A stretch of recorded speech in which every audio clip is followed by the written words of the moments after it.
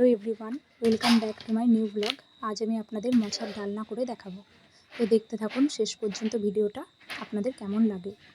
প্রথমে মোচাগুলোকে ভালোভাবে কেটে নেব সাইজ করে, ছোট ছোট করে আমরা কুচিয়েও নেব এটাকে। এই যে মাঝের যে সুরগুলো দেখতে পাচ্ছেন ওগুলোকে বাদ দিয়ে দেব।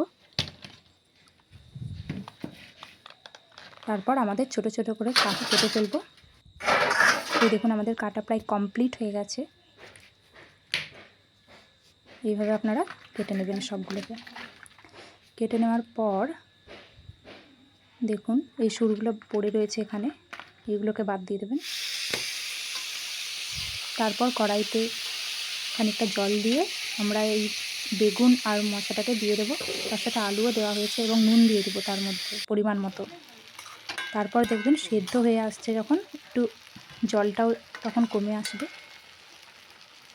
হালকা নাড়াচাড়া করে নেব সেটাকে।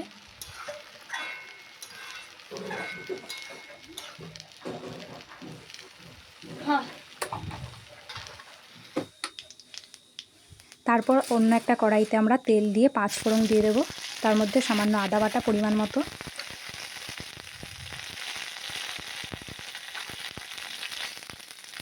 তার মধ্যে কিছুটা চিনি দিয়ে দেবো। হালকা চিনি দিলে কি বলুন তো, একটু মিষ্টি মিষ্টি লাগবে, খেতেও ভালো লাগবে আপনাদের। তারপর হালকা নাড়াচাড়া করে এই মোচাটা দিয়ে দেবো ওতে।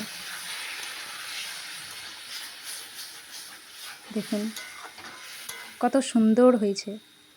এইভাবে নাড়াচাড়া করার পর এতে খানিকটা ঘি দিয়ে দেবো আমরা, যাতে ভালো লাগে। দেখুন আপনারাও ঘি দিবেন যদি আপনাদের ভালো লেগে থাকে। ঘি দিলে কি বলুন তো, স্বাদটা আসলে অনেকটা ভালো আসে।